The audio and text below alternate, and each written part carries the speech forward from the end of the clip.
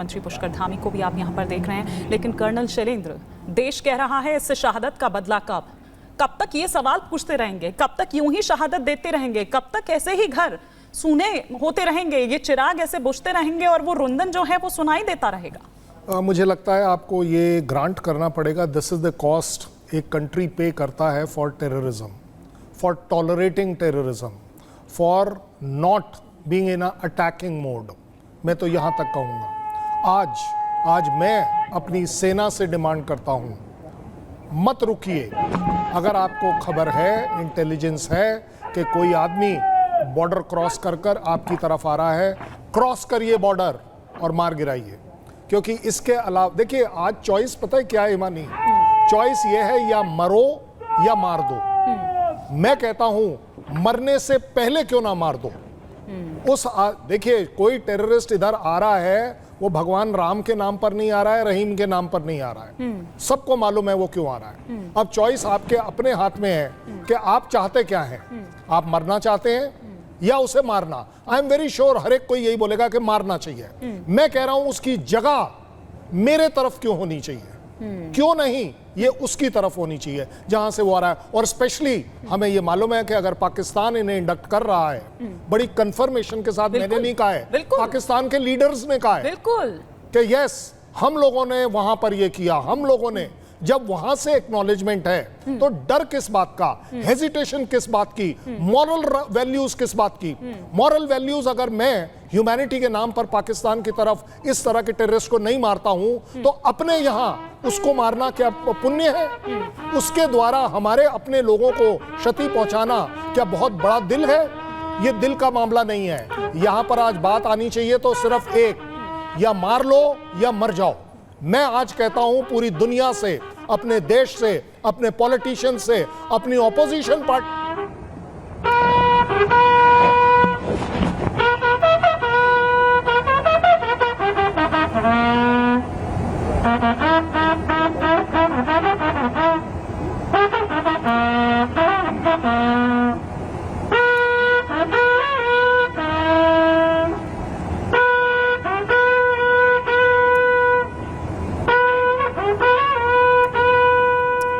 तस्वीरें इस वक्त देहरादून से हम आपको यहाँ पर दिखा रहे हैं। वो 5 जवान जो कि पांचों के पांचों जवान उत्तराखंड के ही थे, जैसा कि मैंने पहले भी आपको बताया कि 2 पौड़ी गढ़वाल से, 2 टिहरी गढ़वाल से और 1 रुद्रप्रयाग से, अगर हम यहाँ पर बात करें तो।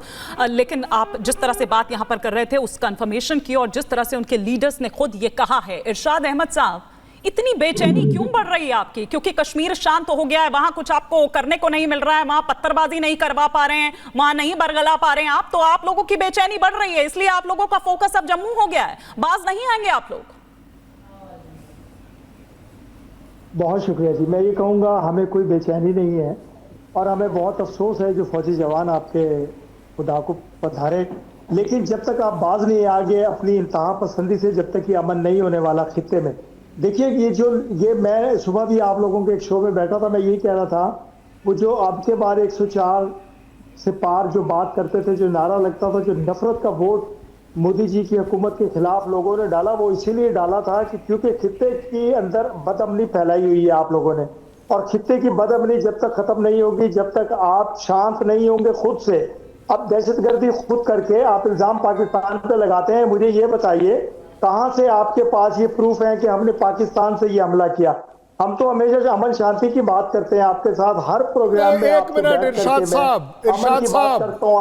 साहब मुझे इजाजत दें। लेकिन आप लोग इरशाद साहब नहीं फैला रहे हैं। नहीं, ये गलत बात, ये बिल्कुल गलत बात है। देखिए, मुझे इरशाद साहब, अच्छा आप बोल लीजिए, आप गलत ही बोल लीजिए। चलिए, मैं ये कह रहा हूँ कि अगर हमने मारना होगा, अगर खुदा न खास्ता हमने दहशतगर्दी करनी होगी तो हम हिंदुस्तान में करेंगे। हम निहत्ते कश्मीरियों को क्यों मारेंगे? कश्मीर में धमाके क्यों करेंगे? कश्मीर के अंदर बदअमनी क्यों करेंगे?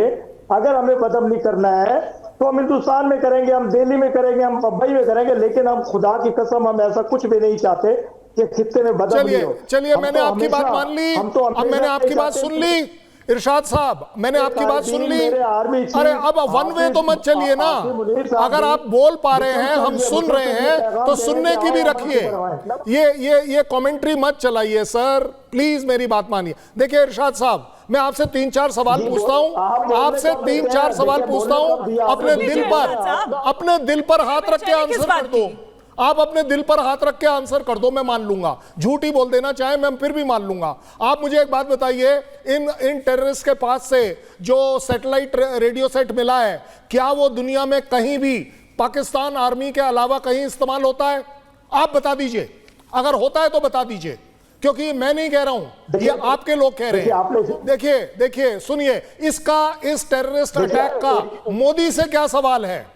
मोदी कहां से बीच में ले आए? ये ह्यूमैनिटी की बात हो रही है, ये बात हो रही है टेररिज्म की। उस टेररिज्म की आप बात कर रहे हैं जिसका पाकिस्तान भी आप लोगों के हिसाब से उतना ही सफरिंग्स में है। आज आप वो ये चीज देखने के बजाय, मेरा आपको दूसरा सवाल, एक बार दिल पर हाथ रख के कह दीजिए कि हां, टेररिज्म गलत चीज है, चाहे वो इंडिया में हो चाहे वो पाकिस्तान में हो।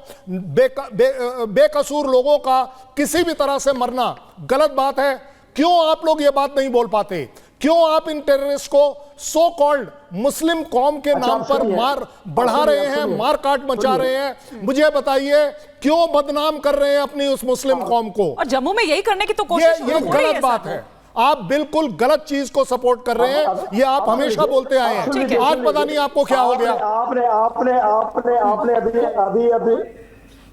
अभी आपने ये कहा कि दिल पे हाथ रख के सच बोलिएगा। हम कभी झूठ बोलते नहीं है, मुसलमान कभी झूठ नहीं बोलता है। दूसरी बात, हम ये कहते हैं, हम कभी भी ऐसा नहीं चाहते कि मैंने तो आपसे अफसोस किया, आपके जो ये जवान से अल्लाह को प्यारे हुए हैं, हम तो ये कह रहे हैं भगवान को प्यारे हुए हैं, हम तो ये कह रहे हैं कि हमें बहुत अफसोस है। इसका मतलब यही हुआ कि हम अफसोस करते हैं नाजायज। वो मुसलमान कभी नहीं होता जो दहशतगर्द होता है। आपने बोल दिया ना कि झूठ नहीं बोलता मुसलमान, आपने बोला ना झूठ नहीं बोलता मुसलमान। आपने ये बोला है ना अभी कि झूठ नहीं बोलता मुसलमान। आप बता दीजिए, आपने हर एक प्रोग्राम में कहा है कि इंडिया में दहशतगर्दी आप नहीं करते हैं। आपके पार्लियामेंट में आपका मंत्री बोलता है कि हाँ, हमने मुंबई अटैक किए, हमने जाकर दिल्ली में अटैक किया, हमने पुलवामा में जाकर अटैक किया। ये झूठ है या सच है? या आप सच बोल रहे हैं या आपका मंत्री सच? वो नहीं बोलेंगे कर्नल शैलेंद्र, वो नहीं बोल सकते हैं।